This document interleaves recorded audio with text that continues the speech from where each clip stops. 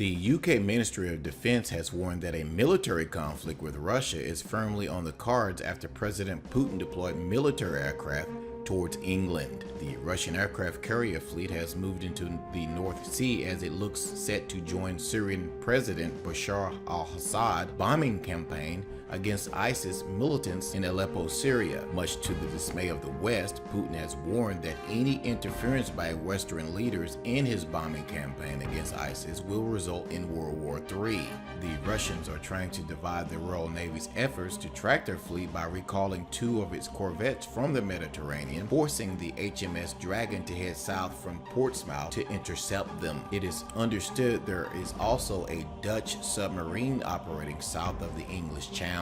Prime Minister Theresa May condemned the Russian decision to deploy the aircraft carrier in the region. Speaking upon her arrival in Brussels at her first EU summit since becoming Prime Minister, she said, quote, "We must show that robust and united European stance in the face of Russian aggression," unquote. The UK has put Russian actions in Syria on the agenda for this summit. We must continue to work together, and it is vital that we work together to continue to put pressure on Russia to stop its appalling atrocities, its sickening atrocities in Syria, as they say. But actually, the reality of it all is Russia is not the one over there causing problems. Peter Roberts, a senior research fellow for sea power and marine studies at the Royal United Service Institute, said that the Russians were planning to use international waters when passing through the English Channel, so they cannot be challenged. He said, quote, "It is clear in a military signal that Russia is back on the international stage. They are off to conduct a mission. They are off to conduct it off of Syria.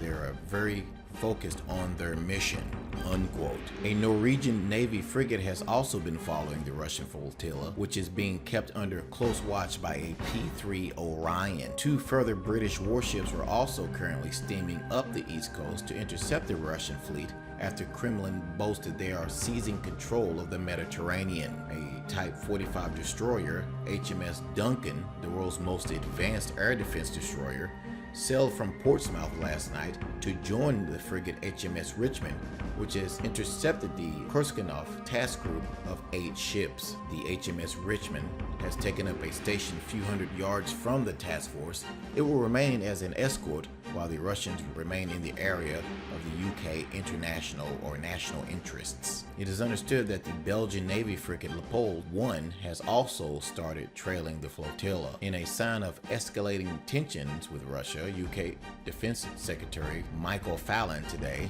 warned Moscow, quote, "When these ships near our waters, we will man-mark them every step of the way. We will be watching as part of our steadfast commitment to keep Britain safe." According to the Ministry of Defense, shadowing ships is a regular business for the UK Royal Navy, supported on this occasion by a Royal Air Force surveillance aircraft. They will continue to escort the Russian task force and provide a visible presence south through the North Sea in the English Channel as the ships conduct their passage and carries out their flying operations. Now, this marks a further breakdown of relations between the two countries after the Foreign Secretary Boris Johnson became embroiled in a row with the Russian embassy last week. According to a NATO spokesman, the fleet's destination does not inspire confidence that the nation is seeking a political solution to the Syrian conflict.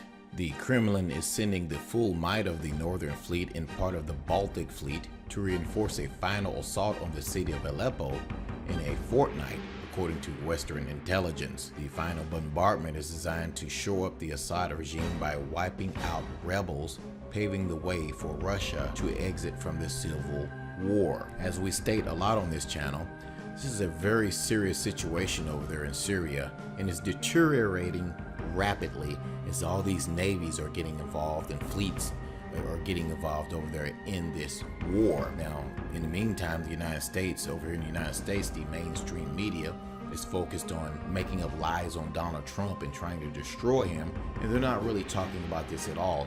But folks, we are very, very close to World War III here, and I'm sorry, but if Hillary Clinton gets elected, pretty sure World War III will be started. since the Russians do not like Hillary Clinton, nor do they like Barack Obama. Let me know what you think below this video. Is this situation getting worse and worse and we're very close to World War III? Or should we just be more focused on Donald Trump lies and Hillary Clinton? Let me know what your thoughts are below this video. Thanks for watching.